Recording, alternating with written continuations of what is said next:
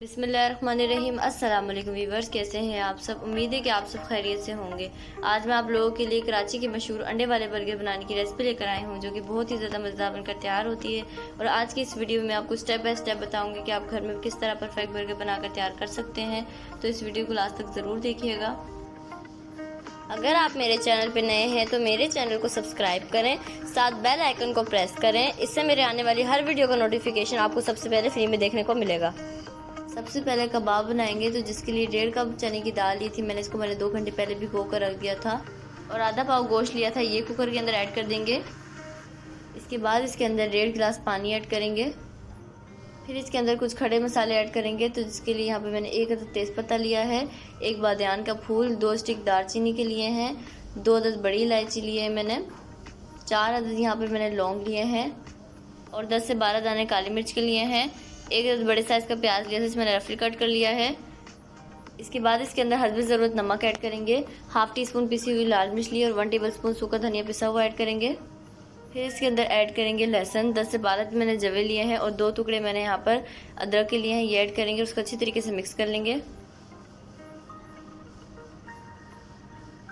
फिर कुकर को बंद कर लेंगे और सीटी घूमने के बाद 15 मिनट तक इसे पकाएंगे।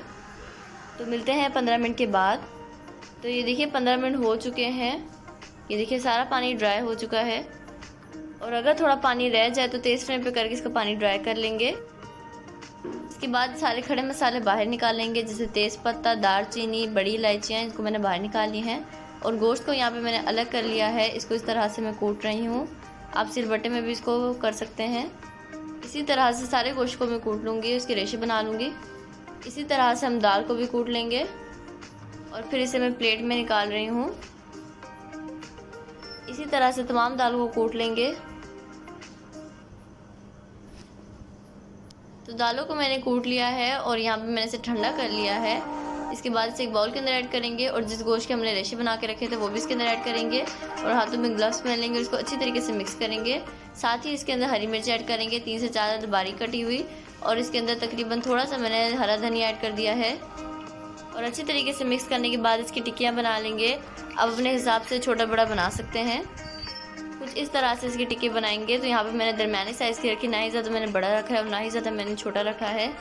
और इस तरह से बनाने के बाद इसे साइड पर रखते जाएंगे। इसी तरह से सारी टिक्कियाँ बना लेंगे। तो यहाँ पे मैंने सारी टिक्कियाँ बना ली हैं। तो चलिए अब चटनी बनाते हैं। तो जिसके लिए मैंने यहाँ पे ग्राइंडर जार लिया है, इसके अंदर ऐड करेंगे 6 से 7 अदद हरी मिर्चें, और यहाँ पर थोड़ा सा मैंने हरा धनिया ऐड किया है और थोड़ा सा पानी ऐड किया है, और साथ ही अब हस्बे ज़रूरत नमक ऐड कर दिया है। और अब इसे ग्राइंड कर लेंगे। तो ये देखिए मैंने इसे ग्राइंड कर लिया है। और यहाँ पर मैंने एक अदद बाउल ले लिया है, इसके अंदर ऐड करेंगे 3 अदद अंडे,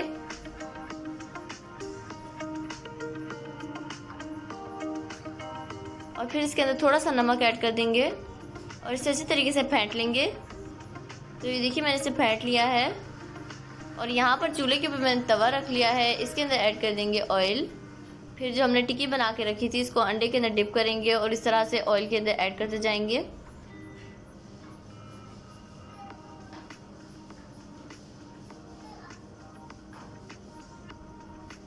और जैसे ही ये एक साइड से ब्राउन हो जाए तो इसको इस तरह से पलट देंगे। दोनों साइड से इसका कलर गोल्डन ब्राउन कर लेंगे।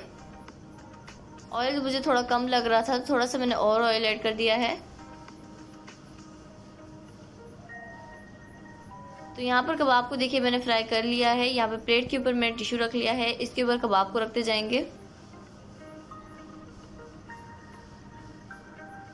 और इसी तरह बाकी कबाबों को भी फ्राई कर लेंगे। फिर तवे के ऊपर थोड़ा सा ऑयल ऐड करेंगे और इसके अंदर ऐड करेंगे अंडा। ये वही अंडा है जिसमें हमने कबाब को डिप किया था।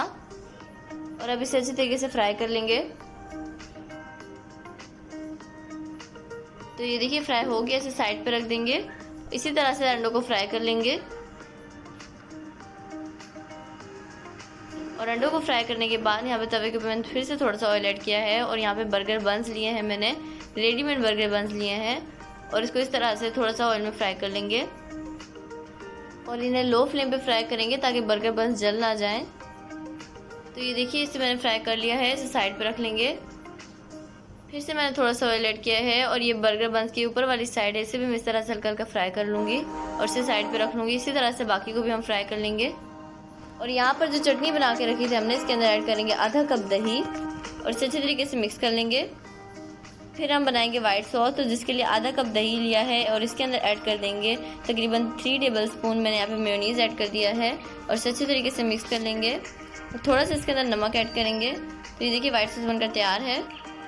تو چلیے اب برگر بناتے ہیں۔ سب سے پہلے برگر بنس میں چٹنی ایڈ کر دیں گے، پھر اس کے اوپر وائٹ سوس ایڈ کریں گے اور اس طرح اسپریڈ کر لیں گے، اور اس کے بعد اس کے اندر انڈا ایڈ کر دیں گے، پھر اس کے اوپر کباب رکھ دیں گے اور اس کے بعد میں اس کے اوپر کیچپ لگا رہی ہوں اس طرح سے، اور اسے بھی میں اس طرح سے اسپریڈ کر لوں گی۔ اور یہاں پر میرے پاس سلاد پتا ہے، یہ میں اس کے اوپر رکھ رہی ہوں، یہ آپشنل ہے، آپ اسے اسکپ بھی کر سکتے ہیں۔ پھر میں اس کے اوپر باریک کٹے ہوئے پیاز رکھ رہی ہوں اور اس کے بعد میں اس کے اوپر کھیرا رکھ رہی ہوں، اسے میں نے باریک کاٹ لیا ہے۔ پھر اس کے اوپر تھوڑا سا میں ہری چٹنی ایڈ کر رہی ہوں، اور یہ برگر بنس کے اوپر والی سائڈ ہے، اس کے اوپر میں نے تھوڑا سا چٹنی لگا دیا ہے اور اس کے بعد میں اس طرح سے اس کے اوپر رکھتی جا رہی ہوں۔ اسی طرح سے تمام برگر کے اوپر رکھتے جائیں گے۔ تو یہ دیکھیے میں نے اسے بنا لیا ہے۔ تو چلیے اب ہم اسے ڈش آؤٹ کر لیتے ہیں۔ تو یہ دیکھیے ماشاءاللہ کتنا زبردست بن کر تیار ہوا ہے۔ اب میں آپ کو کٹ کر کے دکھاؤں گی اندر سے اس کے لک۔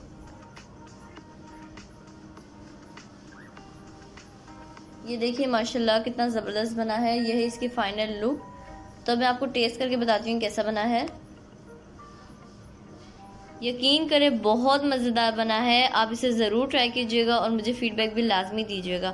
تو آئی ہوپ آپ کو یہ ریسپی بہت پسند آئی ہوگی۔ اگر آپ کو میری ریسپی پسند آئے تو پلیز میرے چینل کو سبسکرائب کر دیں، بیل آئیکن کو پریس کرنا نہ بھولیں، ویڈیو اچھی لگی تو لائک اور شیئر کرنا نہ بھولیں۔ تو نیکسٹ ویڈیو تک اللہ حافظ۔